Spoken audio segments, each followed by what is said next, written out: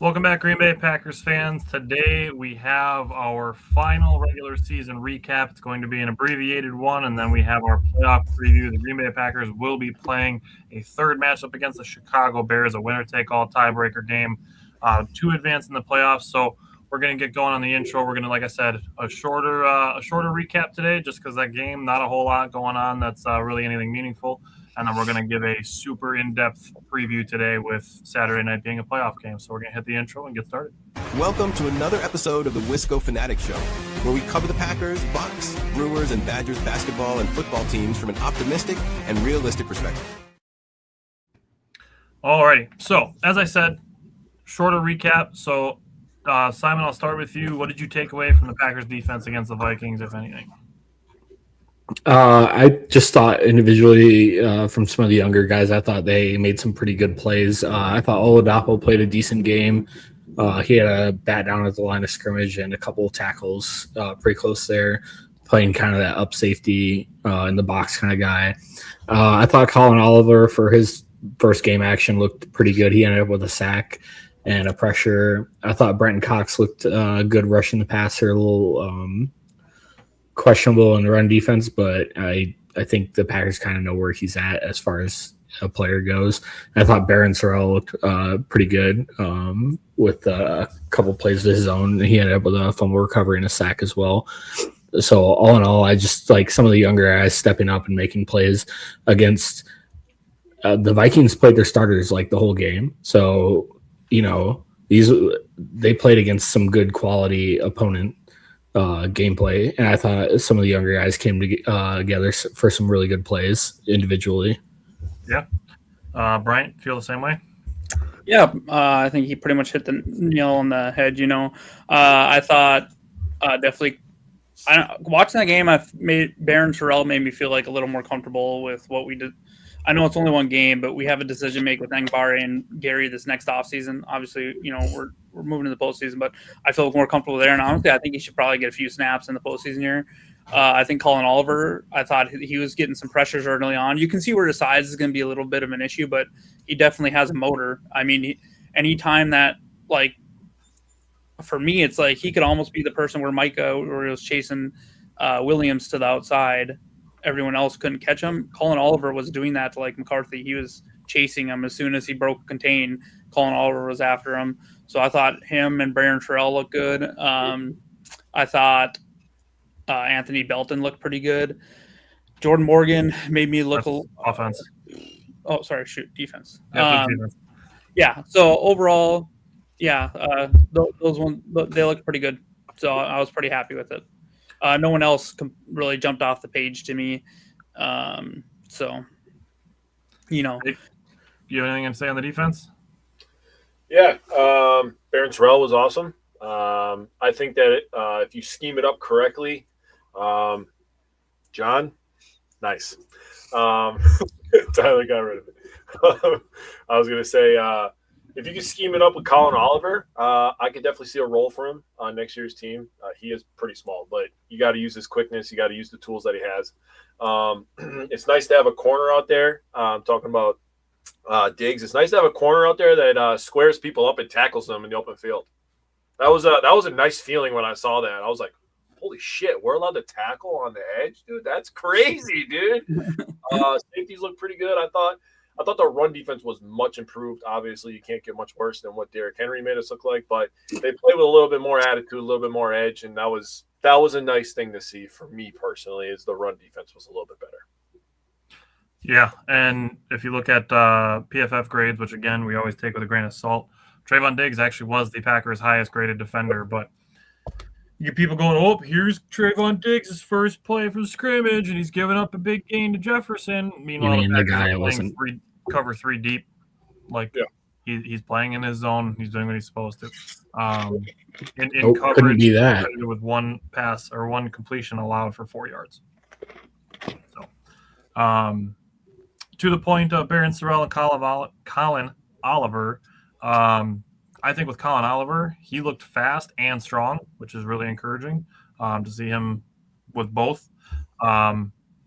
Good to see Brenton Cox playing through a whistle, not giving up on that play when McCarthy tripped over his own lineman. and getting the fumble on Sorrell for jumping on it. And then Baron Sorrell, he had that fumble recovery. He had 2 pressures, a sack, and 5 tackles, and all 5 tackles were credited as run stops. So to Jake's point on the run defense looking better, that is very encouraging from a guy like Baron Sorrell, who I agree. We'll talk about it in the preview a little bit, but I agree he deserves a little bit of a look on Saturday. And then I agree on Oladapo as well. I think he looked good. He had a couple opportunities to maybe make some interceptions. I don't think you can look at them and be like, they should have been interceptions because they were tipped balls and stuff like that. I think they could have, but I won't say that they should have. Brian, do you have any takeaways from special teams? Got a last-second field goal in there? Yeah. I was not. I mean, I get it. I guess they didn't want to get shut out, but did you guys see that it changed the line, so that just kind of feeds into everyone talking about Vegas runs the show or whatever. I mean, come on, nobody wants to get shut out, though. No one wants to get shut out, but for me, if you're going to do that, just throw the damn ball into the end zone on 3rd down and like try to force feed Golden or something. I was screaming for it the whole time. Just this wasn't a game we're going to win. I didn't expect us to win it. I didn't care if we won it. I'm like, can we at least look a little competent? We ran it like 40 times and threw it a few. But back to special teams, I'm a little worried with our return game because, Savion Williams went on IR. And then we obviously had that call up who he won't be returning kicks for us in the playoffs, but it might be Emmanuel Wilson. He did bring the one out to the 33-yard line, but for me, he's like, that's probably his max. I just don't see him being explosive enough to like really kind of find a crease. And even if he's explosive, he's still a bigger body, short, compact guy, that can't squeeze through, run lanes as easily and stuff as you see some of those returners. I still wish they would throw Keyshawn Nixon back there. They're not going to do it, but Yeah. I think the other part of it with the special teams and calling the timeout to kick the late field goal is just to get a game speed rep before you had the playoff game. Yeah, and I'm fine with it. I mean, I get it. You don't want to get shut out. It's a point of pride for at least the team.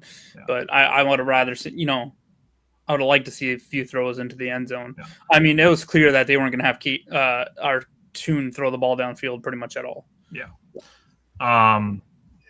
As far as the other special teams aspects, Daniel Whelan, fantastic. Yeah.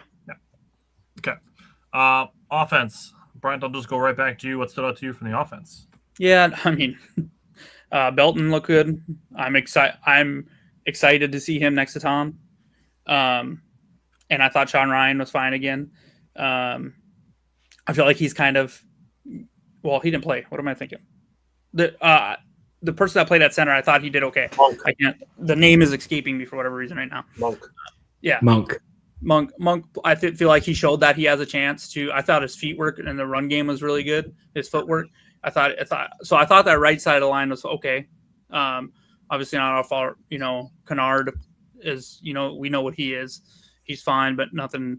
Great. But he's a good 6th or 7th tackle, our lineman. And then I was kind of screaming for Golden to get more targets. He did have a couple drops. I thought that we've seen him catch those balls earlier in the season, but I don't want to excuse him. But when he's getting so few targets, I think he's probably having a lack of focus issue right now. Like he's like, well, I'm not really part of this. I'm on this team, but I'm not really heavily targeted or anything yet. Not saying that he should be. He will be next year when Dobbs is gone. But so it was unfortunate he had a couple drops. I was hoping we would take like 1 or 2 deep shots to him. Just for just give him a chance to do something, but it unfortunately didn't come to fruition. I thought Chris Brooks ran really well. I feel like he should be 2 on the depth chart. I feel like I've been saying that for a little while. Overall it was awful, but it was what we expected. So you bring up Chris Brooks, negate to mention Emmanuel Wilson and his negative 19-yard run. I don't want to talk about it. There's certain things you take it out of your brain. Reason I said what I needed to say after the run in the chat. I corrected myself for not using so strong language, and then I just left it at that. The reason I bring it up is because my main takeaway as far as the offense was concerned is the Packers should draft a running back. To have behind Josh Jacobs, but okay. Well, Marshawn Lloyd can never stay healthy. Well, yeah, they tried, but yeah, I still didn't love that pick. But Simon, what did you see from the offense? Any takeaways Yeah, I thought I thought the offensive line, all the backups playing against the Vikings, blitzing all their players for whatever reason.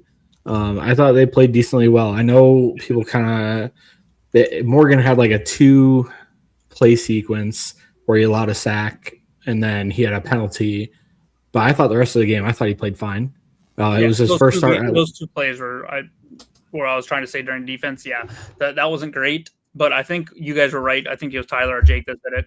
It was probably the tight end that was supposed to pick him up on the one. So, yeah, I think the next play that had the because they credited Morgan for allowing the sack from Dallas Turner, but then like the next play that was if Jordan Love was in there, I can't remember if I told you guys this. If Jordan Love was playing, like the protection call outs and stuff would have been way different, or like audible, it would have been way different than Clayton Tune. So I have no issues with really the way that Jordan Morgan played, and like I said, I thought he looked fine. I thought Monk looked solid. I thought Anthony Belton looked really good. Emmanuel Wilson, I'll talk about it. I don't care. I don't understand what dude, just take the 2-yard loss, man. Live to play another down. He's not that type of running back. He's never going to break He's that. Not Le'Veon Bell.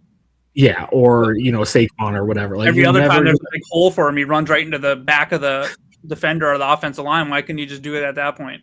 And then to your point about changing the protection, you mean Jordan Love's probably not going to take a sack where he just absolutely gets destroyed right off the blitz hole?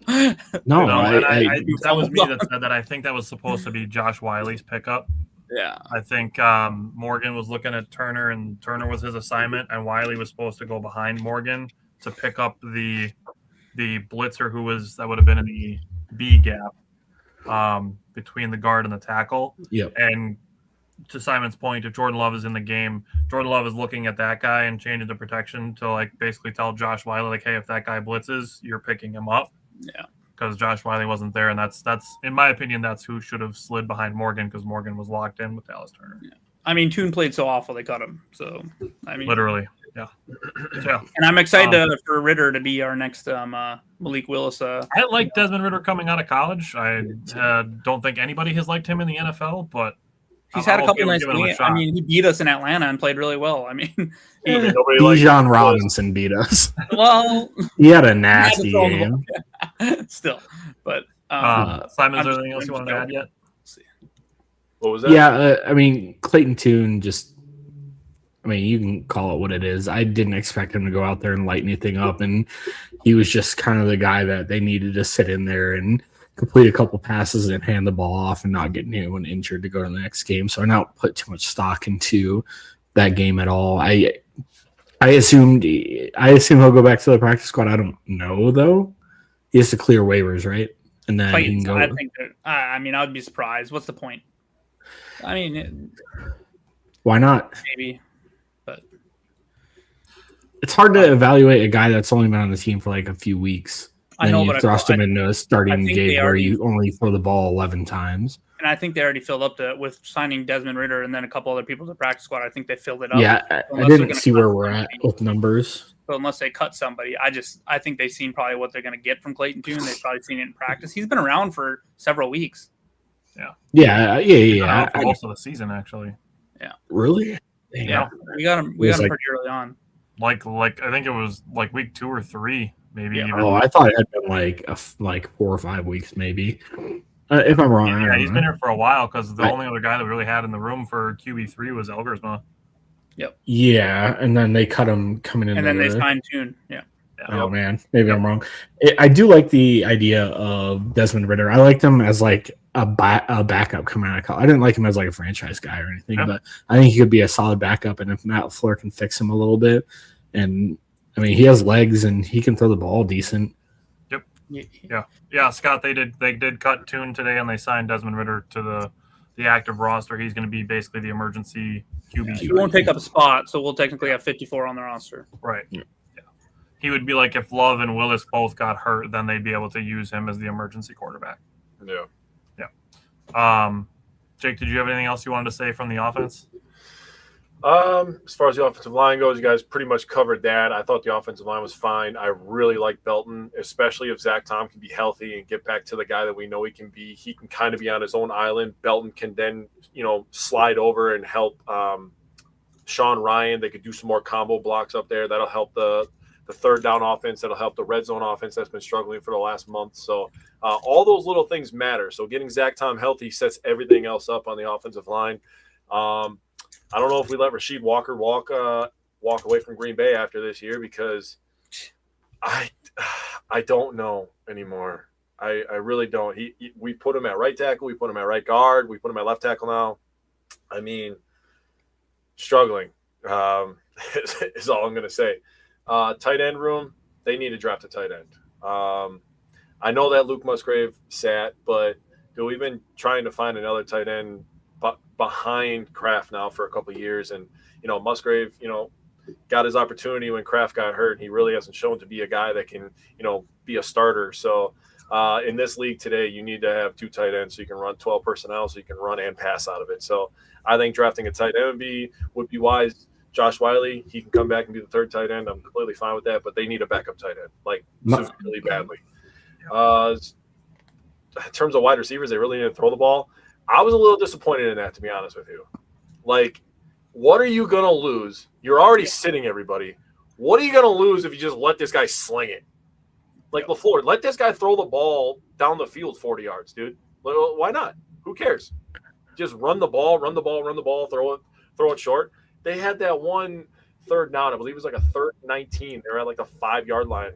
And my dad was over watching the game with me, and I'm like, oh, shit, we might actually get to see him, sling this thing. No, he throws it behind the line of scrimmage. It's like, bro. A lot of like second and 9 runs and 2nd and 11. Like, we ran the ball. I'm just like, what are we? I mean, I know we're not trying, but why not at least try some on offense? I was with you, Jake. To end the game with negative 16 passing yards is pretty. I mean, what is it going to hurt if you let them throw the ball down the field? I would say running the ball, getting 1 yard isn't doing anything. Okay, so I have one potential perspective thing, but when I say it, we can go back to the 4th quarter and be like, why not sling it around in the 4th quarter at least? Because my thing is the Packers were clearly just trying to keep the clock moving. Right. And the reason I would say is I don't want to just like throw and force Golden the ball 12 times is if you go 3 and out like 5 times, you're going to gas the couple starters that you do have playing on defense, and you could potentially hurt somebody that way by saying, okay, here we go. We're going to allow our defense to spend 40 minutes on the field like they did last week against Baltimore. And I know the argument would be that LaFleur is doing what he needs to do for the team, but those guys that are out there playing, they've been waiting all year for this opportunity, and you don't let them do anything. Making their debuts too. Yeah. Kenny James, like, he's not going to make our team as a wide receiver, but if he goes out and puts up 80 yards on 7 receptions or something, maybe someone that needs a wide receiver is like, oh, who's this guy?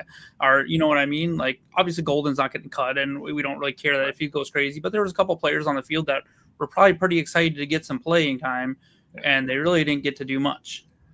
Well, I would say the 4th quarter, like let Clayton Tune throw it around a little bit in the 4th quarter, because then by then your defense isn't at risk of spending the last 45 minutes of the game. Yeah, all we basically did was end Clayton Tune's career unless we re-sign him, because who's going to sign him after that? You know what I mean? We didn't let him throw the ball. He might get signed by somebody, and maybe it was already over. There was the beginning of the end for him anyway, because he really hasn't showed out. But holy cow, he'll get a camp invite next year from someone. Yeah, and maybe us, to be honest. Yeah, maybe. Matt LaFleur did say if Jordan Love would have been forced into the game, if Tune got hurt, that he would not have thrown a pass. So they were just going to keep handing the ball off and keeping the clock moving. So the one time I seen Tune get absolutely demolished, I was like, when I seen him get demolished, I was like, oh no. So we played 2 games against the Vikings and we ran the ball like 70% of the time in both games, dude. That's crazy. Yeah, because the first time we played him was the game that Jordan Love was doing backwards handoffs. Yeah. That's funny. Tune did have a couple nice rushes. Yeah, he did have a couple nice rushes. Yeah, that's fair. All right, you guys ready to get into some preview? Yep. All right, so this is going to be normally we have our really extended recap where we go through all these aspects of the game. With this week, the recap was the less important thing. We are focusing heavily on the preview with it being a playoff preview. So we're going to go through all of our topics like we would normally do in our recap for our preview. So, Jake, starting with you, what are you looking for from the Packers pass rush against the Bears on Saturday night? Yeah, so I did this kind of a different way because I wanted to highlight what they did during the season, and then I did a little bit of highlighting on the Bears defense for comparison, and then what I'm looking for on Saturday night. I did that with all my topics. That's kind of how my brain works. So on the season, this was weird. You get the sack numbers is a weird thing. I don't know if you guys have the same issues, but when you look on different sites, the numbers are just crazy all over the place. Yeah. They're in a Some places don't do half sacks. Well, yeah, but I mean, from StatMuse, it says we had 36 sacks, and from PFF, it says we have 42 sacks. So we have somewhere from 42 to 36 sacks on the year. Probably 36 because PFF does full sacks. That's fair. Quarterback hits, I also took that from StatMuse because that's the one I also believed. It said we have 64 quarterback hits. And when I look at pressures, I didn't want to look at a total number. I wanted to look at a percentage because to me that's more important. The Packers had a pressure rate of 35.9. It was 40% with Parsons on the field. Since Parsons has been out, the pressure rate has went down to 30%. Sounds about right. Yeah. Just wait. The sack percentage with Parsons was 7.4%. The sack percentage without Parsons is 4.2%. In comparison, the Bears defense for the entire season has a pressure rate of 31.5. Yeah. So, I mean, lower middle of the pack is where they're dropping the pass rusher with their first pick. Damn. Honestly, it makes you feel a lot better about making a trade for Michael Parsons. Definitely worth 2 first-round picks to get 10% higher pressure rate and 3% higher in the sack percentage, right? Yep. But he's not it worth looks it. way different. I feel like the pressure rating, like even the pressure we're getting now, is not like that much pressure. Like it's like the pressure with Michael was different. He was right in your face. Now we're just like you can see him coming and getting close to him, and then get rid of the ball. But despite what Jerry Jones says about him, he was good against the run too. He was. So we saw him all over the place, not just rushing the passer. Yep. I mean, the Bears do have a couple pass rushers that can get after you, like Sweat and Dexter. But yeah. So what I'm looking for from the Packers is, I would absolutely love it if they were able to get there with 4 on a little bit more consistent basis than we did the last time we played them in Chicago. That would help out a lot. You'd be able to play a lot more zone coverage then, obviously, if you're able to just send 4 and have 7 drop back. But with that not being the case, you have to blitz a little bit more. I still am looking for them to have a little bit more contained because Caleb Williams, he did have a couple throws last week in the second half where he was reading and he was just slinging it to his first read and it was wide open. But he is more of a guy that likes to get out of the pocket and extend plays and get that couple extra seconds to try to get somebody open down the field and take shots. I mean, we saw that with Rodgers for years, so I'm not going to knock that style of play. But the thing is that Rodgers could also read a defense, set up his pass blocking, set up his wide receivers, and he'd be able to actually call a play where Williams is not at that point in his career yet. So if you're able to, when he's trying to move off his spot, able to contain him a little bit, I think that helps out a lot. But we need to get home at least once or twice this week. It's going to be very important that the pass rush and the Packers get off to a hot start in the first quarter, because then I think that fan base, the anxiety level for that fan base is going to be crushing. They are terrified playing us. But hey, all the pressure's on us, though, as the 7 seed. Dude, can I just say what I said to that guy? I'm just so sick and tired of them not taking accountability. You're the division champs. You're the number 2 seed. You're playing at home. We are none of those things. Why is the pressure on us? We're the ones that are injured coming to your house to play. You won the division that we are in. It just makes no sense to me, the lack of accountability. That's all I got to say. Steve said, hopefully Zach Thomas fully healthy. Jordan Love will eat versus Chicago's front. I mean, you give him time, he's surgical. Going to the back to the defensive side of the ball, looking on the D-line. I'm looking for some rotations. I don't expect the young guys like Sorrell and Brinson and Oliver to play like 50% of the snaps or anything, but I think they've earned some snaps. And at this point of the season, just keeping guys fresh is going to be the hardest that it is to accomplish at any point during the season. At the end is when it's the hardest to keep guys fresh. So even if it's just a couple plays per series that you're getting these guys out there just to give, your defense a break, especially if the Bears are going to be trying to run the ball and run the ball and run the ball and then throw a little bit and then run the ball, because that's what they've been best at in the games that they've won. But I would like to see some of those young guys get some run. Again, I don't need it to be like 50% of the snaps or anything, but I'd like to see those guys get some playing time alongside Brooks and Wooden. LVN, I'd like to see him all over the defensive line. He did some really good stuff in that Ravens game. He was arguably our best player in that game, I would say. And then we're looking at the guys on the edge with Enagbare and Gary, who obviously we need more from. So, yeah, I'm looking to see some of the young guys get some playing time in there. Simon, what are you looking for from the run defense? Yeah, just got to keep them at bay. I think the Chicago's been running the ball pretty well all year, and I mean, Monongai looks. I mean, they could get rid of Swift, in my opinion. Monongai looks really good. Yep. That might have been one of the best picks in the draft. Monongai and Roshan, give them two really beefy running backs, I think, actually. Yeah, and it's just like a good 1-2 punch. In the last 3 games, they averaged 4.9 yards per carry, and they've both done wonders in Ben Johnson's scheme. So you got Bears fans, this is all the credit you're going to get this week.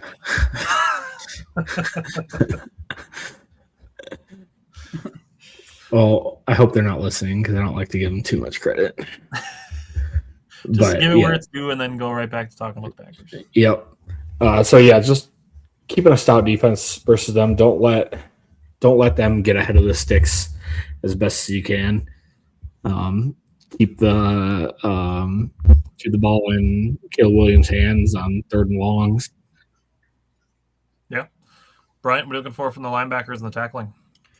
Yeah, kind of like go along with Simon just said. We need our linebackers to step up and slow down this running game, because I think that's our path to victory versus them is make Caleb Williams, who can go on several quarter stretch where he just is not playing all that well, and then you'll turn it on, which he's done it a lot during the 4th quarter this year. But we can't have him cooking from the start or have an easy game because they're running all over us. And then because if we let them run all over us, it's going to shorten the game. And then that means we better score every time we touch the ball, essentially. So these linebackers need to be ready to help in the running game. And then they need to watch out for Colton Loveland. He is a very, very good tight end. So they'll need to cover him on top of we need to do a lot better containing Williams. So even if we miss on a sack on him or something, we cannot allow him to run for 10, 15, 20 yards. We need to do better job containing him. And the rallying that we saw throughout the season at different points. Wisconsin Sports on the Go with Trage said the answer Chicago wants to be little brother, Tyler. I think that's kind of where Jake's going with that too. Like acting like the pressure's on the Packers. Like we are the 7 seed. We are the wild card team. Like Jake said, going into your building, you guys won the division. You guys want to buff your chest that you won the division. Good for you. You did. They've already got their excuse loaded. They're going to say, "Oh, it wasn't supposed to be our year. We weren't supposed to win this game." Uh-huh. I'm not trying to hear that. You're here now. You are here right now. So you are at home. I agree. I 100% agree with you. What I'm saying is these fans are getting their excuses ready. No, I know. I'm not saying you're saying that. I'm just piggybacking right off that right away to tell you that I don't give a shit what your excuse is. Don't miss me with that. Okay, that's all I'm going to say. Definitely check out Wisconsin Sports on the Go with Trage. We will be on their show tomorrow night, actually, on his radio show talking about the Bucks. So check that out. If you like knowing ball, you should definitely tune into that. All right. 3rd and 4th down defense. Yeah.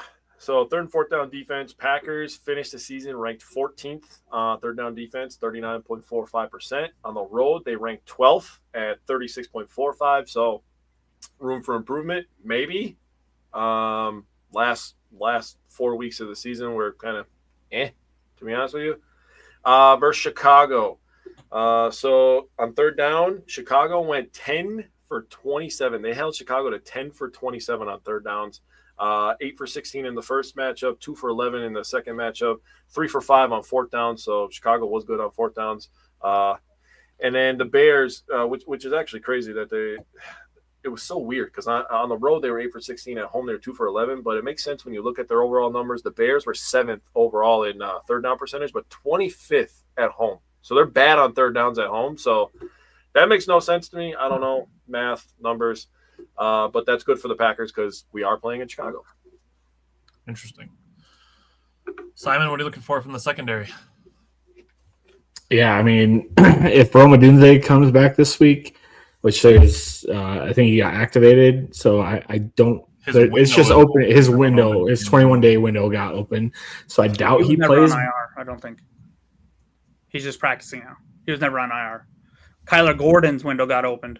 That's right. Okay. There was two people. And Braxton Jones. Braxton Jones was the other guy. Braxton Jones was the other one, yep. Yep. Simon, are you picking your nose? He's calling you out right now. That's fine. You got to have something to eat. Oh, I'm not picking my nose. I'm biting my fingernails because I have a bad habit. Because there's boogers under them? Yeah, SW6088. Yeah, I have a bad habit of biting my fingernails. Yeah, I mean, there might even without Rome Odunze, I think they have their hands full. Luther Burden's been a lot better as of recent. I think he's come up really clutch for them in the last few weeks while Odunze has been out. And then obviously we know what DJ Moore can do. We always liked him. Unfortunately, he plays for the wrong team, and that's okay. It's not his fault. But yeah, they're definitely gonna have their hands full. We'll see how much Trevon Diggs plays too. I think it'll be interesting to see what they do with the cornerback rotation, or how much each of the cornerbacks plays this week. For sure. Red zone defense. Red zone defense. All right. So Packers red zone defense was god awful second half of the year. I'm not even going to sugarcoat it. 59.62% on the season, touchdowns only. That's 21st in the league. On the road, they give up touchdowns 63% of the time. That's 24th in the league. Versus Chicago in the first matchup, Chicago had 4 trips to the red zone. They scored touchdowns on 2 of them. And the second one, I don't really want to talk about that game because the Packers dominated for 58 minutes. They had 2 red zone trips, and they scored a touchdown on one of them. That one really sucked. But 3 for 6 overall. I mean, 50% is lower than your season average, so it's really not bad. If you control third downs, and don't let them get into the red zone, you have a good chance to win. And when you guys hear the weather, you're going to like it for Josh Jacobs. That's all I'm going to say. All right. Real quick, I got to chime in here because so I went to grab something to eat quick tonight or whatever at this little place I like to go eat at. And Yeah. I sit down, and I was sitting across from me, like the table across was a Bears fan. And he points at his hat or whatever. This dude had the audacity to say, he said the game several weeks ago in Green Bay, that was a toss-up. It could have won to anyone. But he didn't mention the game in Chicago. So I looked at him. I said, what about the one you guys had to literally have a prayer to win? Like, like, are you serious? So he mentioned the game in Green Bay saying it could have gone to anyone, but he didn't say anything about the game in Chicago. I was just like, this is the mindset of these people. They're so delusional. I don't really know if it was a toss-up, in my opinion. When you said we've dominated for 58 minutes or whatever, I'm like, I said, it reminded me of this guy. I'm like, what a clown. Yeah, seriously. They know they got lucky. That's why. So one more thing Ryan, too. What are you looking for from special teams? Go ahead, Simon, real quick. This is not a Hitler stash. Like, it's not even shaped the same. It doesn't make sense. Yeah. Simon, it's not even close. Not supposed to respond, bro. Don't give it to the trolls. Ignore it. Yeah, special teams. Yeah, Jake alluded to the weather a little bit, so hopefully we can, make our plays. I'm hoping that will actually hold off a little bit. I know I won't steal Jake's thunder, but I like Josh Jacobs. I think this team goes as Jordan Love goes, and I want, after watching what Amon-Ra St. Brown was doing to the Bears defense, I was envisioning that being Jaden Reed. So I want to be able to sling the ball over this field. So I'm hoping it kind of holds off a little bit, but yeah. So, but for special teams, just make your damn kicks and cover the kicks well, and hold on to the ball when you're returning it. Yeah. All right, going into the offense, what are we looking for from the tight ends? Honestly, I don't really expect much from the tight end room. We'll see a couple catches here and there from like Josh Wiley or whatever, and then maybe a long bomb or two to Luke Musgrave. I think they have been consistently decent at blocking, so I think we'll see, I guess, more consistent see from that group. But other than that, I don't expect them to have much of an impact in the receiving game. All right. What about wide receivers? Yeah, so I kind of alluded to it. Amon-Ra St. Brown was eating them for lunch. So I just kept envisioning, man, I think that with Christian Watson and Jaden Reed, if you're, what they can open up in the middle of the field against this defense, as long as we're able to sling it with, Watson clearing out and Jaden Reed probably getting a lot of targets in the middle field. You can see Romeo Dobbs getting those as well. And Jordan Love was doing fine throwing the ball against them as well. Before he got injured, he was like 7 for 9 or something. I can't remember the exact numbers, but he was doing decent. So I want him to be able to go out there and sling it, and his wide receivers just make sure you catch the ball, make sure you're holding on to it, and then play a little bit of defense too, because as much as you can be, the Bears are giving up a lot of passing. They've given up a lot of passing yards. They're, one of the bottom like 5 or 6 in average in the league, and then they've given up 32 touchdowns, but they have 23 interceptions. So, if Jordan doesn't make a perfect throw, we need those wide receivers to make sure and go play a little defense as well. But just make sure you're catching the balls that hit you in the hands, and there should be some room for them out there to operate. So, I'm just hoping we see a big game from a couple of these guys. I feel like they could. I feel like this is a game where Jordan Love could go out and throw for 350, 400 yards if I'm being 100% honest. Yeah, well, I think that'll reflect on some of our score predictions when we get that far. But as far as the passing game distribution goes, we know Jordan Love is going to spread the rock. I want to see Christian Watson, Romeo Dobbs, and Jaden Reed and Luke Musgrave be the main targets with Josh Jacobs and Matthew Golden mixed in. As far as the depth of targets, we saw in game 1 that the Packers can get behind the Bears defense. So, we didn't really get to see that in game 2 because Love didn't get a chance to go deep before he got hurt. But Malik Willis did still throw a deep touchdown to Romeo Dobbs in that game. So I do think the Packers can get behind the Bears defense, as well as be able to beat them closer to the line of scrimmage as well. So I tend to agree with you, Brian. I think Jordan Love has a big opportunity in front of him. So what are you looking for from the offensive line? Yeah, I talked about in the the review of the Vikings game. I'm excited to see Sean Ryan, the right side of that line. If it turns into a Josh Jacobs game, I feel like the right side of that line is going to be our strength, because you're going to have Zach Tom back, who should play. Anthony Belton's getting. I feel like he's just been improving as he's getting more and more reps, especially in the run game. Just as kind of getting comfortable. And then Sean Ryan and all. I think I think there's a very high chance at this point that we bring Sean Ryan back to be our center next year. So we'll see what the contracts look like, but he's been playing better. So, and then on the left side, we just need Rashid to play better, no stupid penalties or anything like that. And then Anthony, our Banks, hopefully he becomes the dancing bear that we thought he was when we signed him, and we have him pulling on some. If I can see it, I said Jordan Love, I could see him going absolutely crazy. I could also see Josh Jacobs, because the Bears give up 5 yards carry, one of the 4 teams in the NFL that give up that much per carry. If we get him going, he could just pick up ahead of steam. And then you have Banks, who can pull to the right side of the line. We could create some serious big runs on that right side of the line, I feel like. So, you throw Christian Watson out there at wide receiver, and then, Wiley or, whatever else tight end we have healthy out there to block. And I feel like we could get the running game going on the right side of the line for sure. Yeah. Malik is in. Malik Wood, Jordan Love. Malik would be Jordan Love's backup this week. Matt LaFleur did say today. Yeah. So, that's the plan, is that Malik Willis would be the backup, and Desmond Ridder would be the emergency third string quarterback. So, yes, Malik is planned to be the backup this week. Hopefully, we don't need to find out, unless it's because we're winning by 30 points and we're putting in backups. But at that point, just keep the pedal to the metal and just demoralize it. Yes, Ian, we get a football game as long as there's no dirty shots. So and the thing with that too, and this is definitely backtracking some, but the fact that Austin Booker got like a $600 more of a fine than Jaden Reed did for taunting for 2 illegal hits is wild to me. Yeah, that's preposterous. Player safety. Well, just don't say mean words, everybody. Should have worn a Guardian cap when he said it. Yeah. Okay. All right. What are we looking for from the run game? Yeah, I think just need the interior offensive line to keep getting better. Banks has been kind of up and down this year, and I think a lot of people have kind of crapped on his contract. I don't think he's been that bad.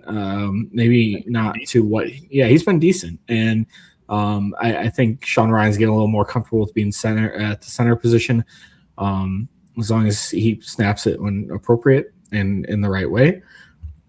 But just opening up some running holes for Josh Jacobs. Hopefully, he's healthy enough this week to get a full complement of rushes on his plate. And then Emmanuel Wilson not running backwards for 18 yards would be nice too. Just keep ahead of the sticks, keep the defense guessing. I think this will also be a love game, so I'm not expecting the Packers to run the ball 30, whatever times.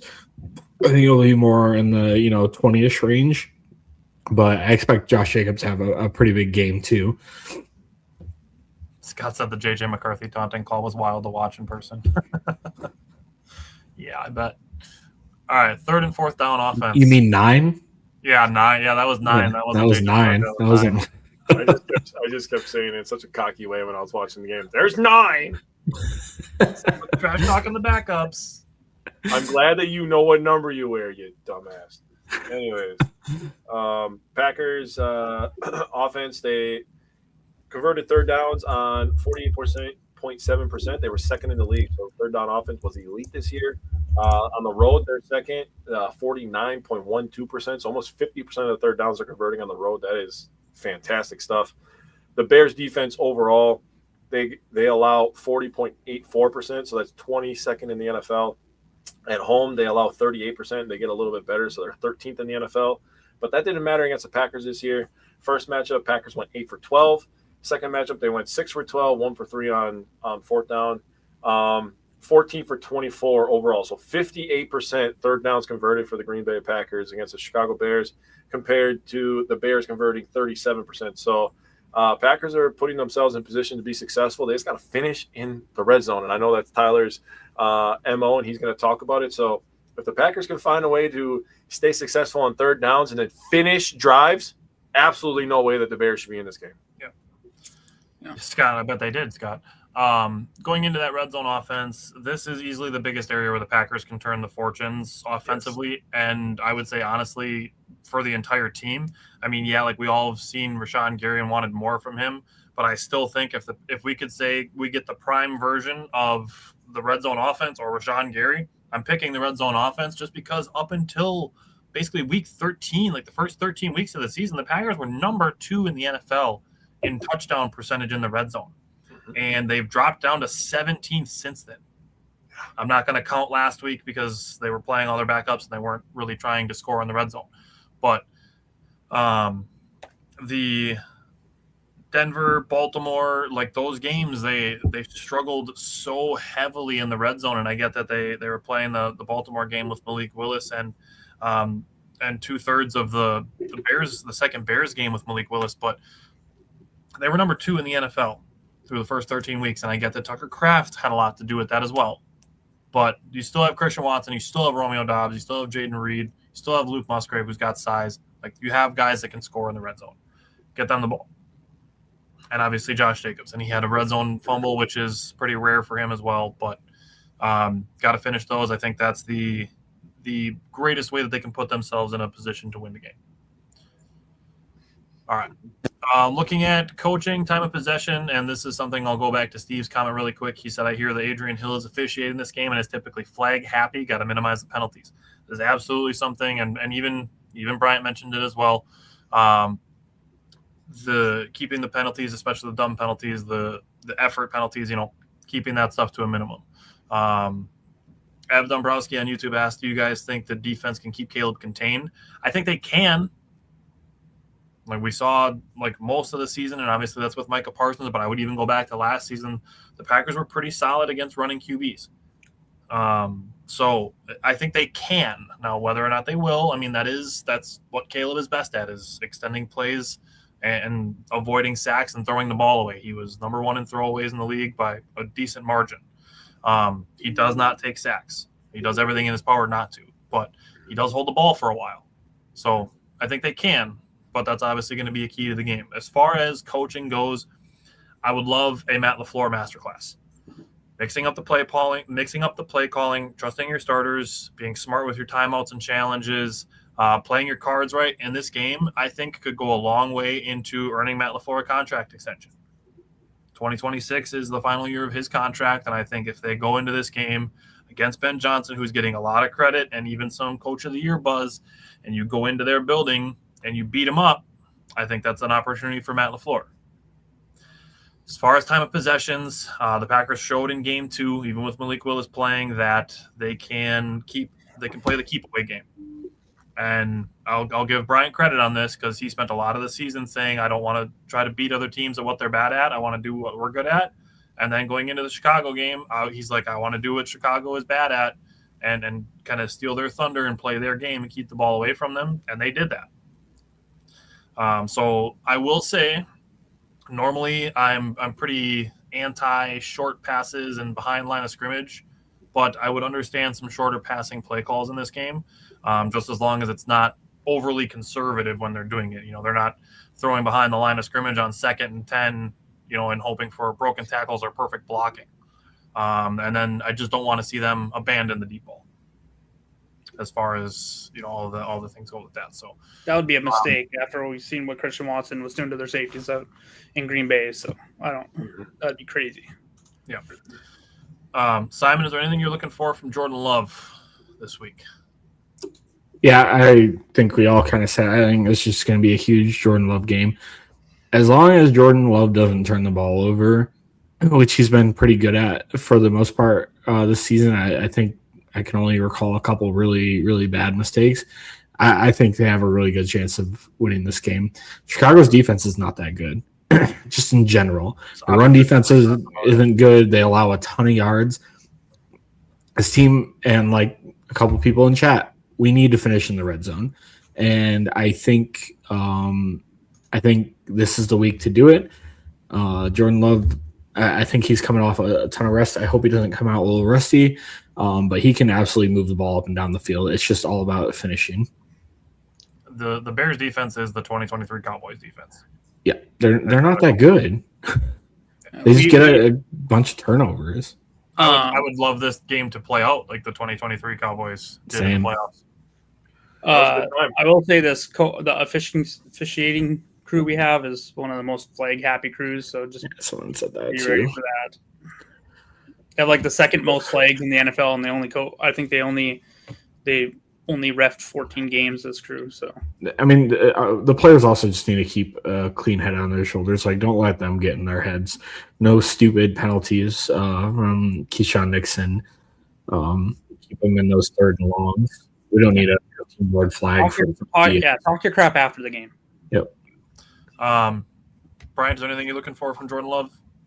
Yeah, I mean, we need him to, he really wasn't, I know he's been injured and stuff, but he wasn't really the Toyota-thon Jordan we've been used to this year, so he has a chance to kind of make it up. And I feel like maybe he wants some revenge because I do feel like it was kind of a dirty shot by Austin Booker. Hopefully he's extra motivated. Him and his wife just announced they're having a baby, so maybe he's got a little, daddy, vibes going on too. So hopefully he just, gets in there and not like that. I know that's how you look at him, Jake, but with a little bit of dad. I'm not the one that called him daddy. Dad vibes going on in there. So, the cowboy outfit. So, but yeah, hopefully he goes a in there. Little daddy motivation. Yeah.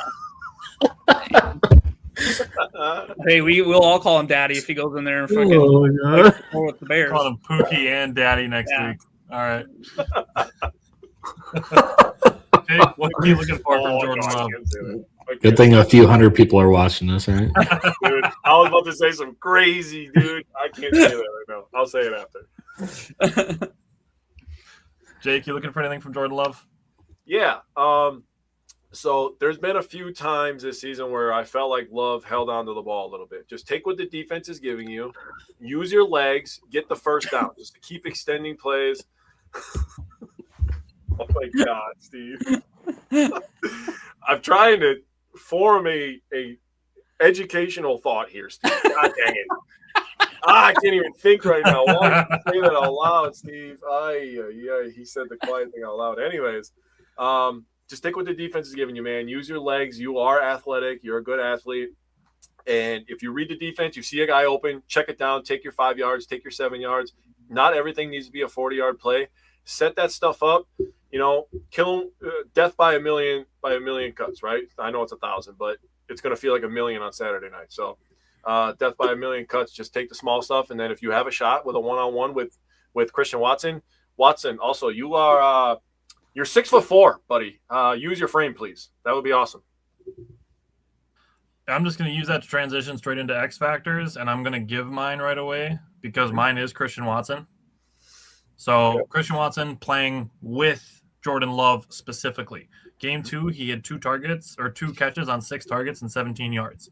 In Game 1, playing with Jordan Love, he had 4 catches on 4 targets for 89 yards and 2 touchdowns. So my X Factor is Christian Watson. Simon, give me your X Factor right away. Mine is actually Jaden Reed. I think the opposite. I think they're going to think a little bit more for Christian Watson and respect him a little more than they did in the first game, and then that'll give Jaden Reed some openings on this game. Brian, who's your X Factor? Yeah, I mean, you guys kind of took both mine, so I'll go with Jordan Love, the guy slinging him the ball. I think he needs to take over and take care of this game, and I think he just needs to show that he's a top 5-8 quarterback in this league and go in there and win a playoff game. Yeah. Jake, who's your X Factor? Yeah, so Tyler heard my X Factor yesterday, so I'm just going to say it again. It's Jaden Reed. I said the lack of production from the tight end. The middle of the field seems to be an area where the Packers can take advantage of some teams, and it'd be really nice if Jaden Reed could go back to the guy that we thought he was since he's come back from injury. He's averaged 4 catches for 41 yards. So we need him to be a little bit better, a little bit more consistent. Maybe you can get him on a crosser and he can use his speed and get down the field for an extra 20, 30 yards. He's a guy that can definitely house it. We saw that versus the Philadelphia Eagles going back to the season opener last year. So he definitely has big playability. Hopefully his legs are feeling good and he's ready to do some taunting in the end zone this week. Yeah, and I'm not saying that he's Amon-Ra St. Brown by any stretch of the imagination, but with how much yak and stuff you could see Amon-Ra putting up and Jameson Williams putting up when they're getting targets in the middle of the field against his defense, that kind of made me salivate a little bit. So, I mean, he's not Amon-Ra, but Jaden Reed is no slouch, man. Let's just call it what it is. Fully healthy, Jaden Reed is a stud. Yeah. He's part of the reason why Matthew Golden isn't getting more opportunities. 100%. Okay. Bryant, what injury designations are we watching for? Yeah, this is actually pretty healthy, aside from who we got out for the year, obviously, which is some huge names for us. But Zach Tom should be back, Jordan Love should be back, Josh Jacobs is getting healthier. So all these players will be back, and then am I missing something? Jesus Christ. No. Anyways, so for the Bears, they did they designated Kyler Gordon and Braxton Jones for return from IR. So it'd be kind of big for them if both of them can play. And granted, they might be a little rusty. And then, Roma Dunze's return to practice. I know DJ Moore got a little banged up in the game, but he returned to the game, so I expect him to be fine too. So, they should be pretty ready to go as well. So that wide receiver core is definitely no joke. They have some good guys over there. And then, so it'll be a good challenge, but I feel like we're getting kind of healthy too. So hopefully we have everyone kind of ready to go and a little more fresh than they have been, and we can give it our best shot. CJ Gardner-Johnson got added to the injury list. Oh, that's a good one. Sorry, I missed that. The concussion. So yeah. I want him to play because he's been burned by the Packers this year. So please clear concussion protocol. I mean, his hit to his head was that was a pretty nasty hit, or he was down for a while. So I'll be a little surprised if he plays. But I did see someone was on their injury report with illness as well. We had that go through a locker room a couple times. If their whole team gets the shits this week, perfect. I would totally be for that. So, we kind of had to go through it. So we'll see what happens. I think they were sick last week though too. So maybe this is the back end of it for them. But All right, Jake, what's the weather going to be like? This game is gonna have so much aura. Oh my god, I'm so excited for this. So it says mostly cloudy with snow showers during the evening, low 24 degrees, winds 15 to 25 miles per hour, chance of snow is 40%. Dude, a snow game, prime time playoffs, third meeting in the playoffs all time between Packers and Bears, dude, with snow. Oh my goodness. Chef's kiss. Only thing that would make it better was Lambeau Field. I agree. We all know Soldier Field's a freaking pile of shit. You mean Gary Bears? Yeah, I can't wait till they go to Gary, Indiana, so I can talk so much shit, dude. We want to get a dome so we can have concerts. Who the fuck is going to Gary, Indiana? Shut up. The Chicago Bears. Yeah, that's it. Oh, it's just a piece of paper. It's a piece of paper that's keeping the Green Bay Packers Forever. Exactly. Yeah, maybe you guys should sell some fake stock. Yeah. Good luck. All right, here we go. Score predictions. Jake, give me your score prediction from the head. All right, so do you guys know the date on Saturday? What's the date on Saturday? The 10th? The 10th. Our quarterback is number 10. Packers by 10. Make it a 10 out of 10 Saturday. 24-14 Green Bay. Wow. All right. Brian, It's what you happening, got dude. from the head? Yeah, I got a higher scoring game than that. I'll go the Packers eke it out 28-27. Oh. Jordan Love game-winning drive. Whoa. Off of a Chicago Bears botched offensive or onside kick. Simon, what's your score prediction from the head? Yeah, I have a pretty close game too. Have us 24-21. All right, I have a very fitting 27-point victory, 27-20. Oh, I thought you were saying we win by 27. I was Oh, I don't know why. If we get to the heart, then I do. That would be wild. It'd be the Dallas game all over again. Dude, Yeah, and their defense is the same. So Chicago would go into a meltdown. Oh yeah. 27. They'd be like, F it, move us to Indiana. Taylor, I got you before the end of the show is out because We were an onside kick away from them probably rioting in Chicago with Romeo Dobbs. Maybe he has family there and he wanted to save the city or something when he did that. But they would have had a full-on meltdown if we would have beat them in Chicago as well. Yeah. All right, Jake, what do you got from the heart? So I mean, there's a few teams in the playoffs this year that I'm like, yeah, they're fake good. Patriots, that strength of schedule is a fucking joke, dude. Trash. Chargers, way overrated. Chicago Bears, they suck, actually, in my opinion. You can't keep winning close games. You can't keep living off turnovers.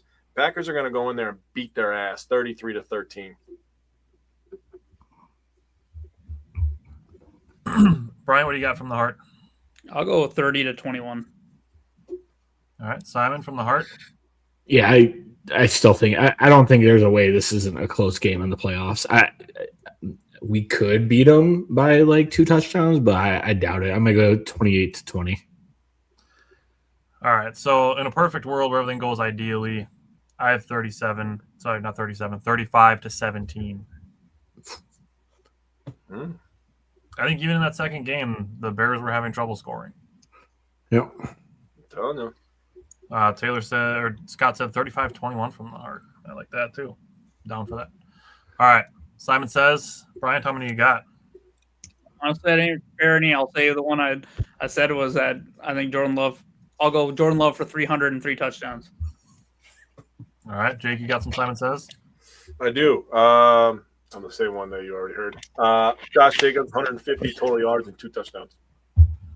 Then I'm here to contradict it with Christian Watson having 20+ yard touchdowns. Oof, that'd be sick. I mean, he could burn their second. I wouldn't even put out any of this out of the realm of possibility. Jake, you got any for defense? I do. McKinney and Diggs, the Bama boys, they both end the game with an interception. That'd be sick, yeah. I put Trevon Diggs down for a pick 6. There you go. Oh, That'd my be God, dude. That would feed That'd be wild. families. You know how funny it would be to like look at the Cowboys fans and be like, dude, yeah, thanks, buddy. I'll give one. I'll put that. We see a return of Rashawn Gary, and he gets a strip sack. That would be great. Dude, Yeah, if he gets a that'd be nice, sack this week, dude, I think a lot of people are going to be like, thank you for showing up in the playoffs. I was going to tell you guys this. First of all, two things. Did you guys see there was 2 Cowboys fans that were online saying that they were going to switch to being Packers fans because all the Cowboys are going over to the Packers. Then, did you guys see the response from Leroy Butler talking about the cheese grater hats? Mm-mm. Yeah. You saw that? No, I didn't see Why it. are they acting like the Bears invented those? Those have been around forever. I know. So he said, even if you shred it, it's still cheese. I was like, yo, touche, motherfucker. True. Touche, it's still cheese. I'll still eat it. It's still cheese, bro. What do you put on your tacos, right? Taylor asked if we can have Golden's first touchdown this week. 2 of them are going to Jacobs, 2 of them are going to Watson, and Trevon Diggs has a pick 6. That's your 35 points right there. So maybe not this week. Yeah. If Oliver gets a sack, holy crap. That'd be sick, too. I don't even know that. Honestly, I don't know that he'll get on the field, but I think Sorrell will. The Bears still suck. Yeah. I used to play Matthews Cup today. All right. So last thing is, I wanted the Packers to have the opportunity to play Chicago in the playoffs. I did too. Strictly for the opportunity for the Wisconsin professional sports teams to have an opportunity to knock out another Chicago sports teams from the playoffs.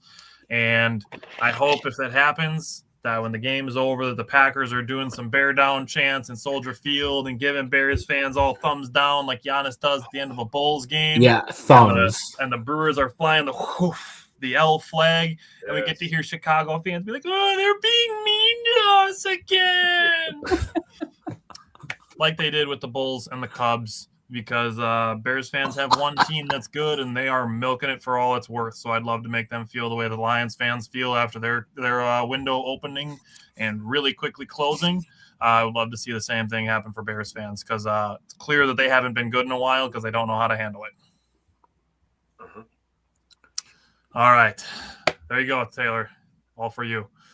All righty. Either way, next week, no matter what happens, win or lose, we'll be back to recap the game. And football gods willing, we'll have a preview for the following week as well. And if the Packers win, they'd be going to Seattle. So no time to really bask in the win if the Packers pull it off. But we'll be here recapping. I will definitely bask in that win.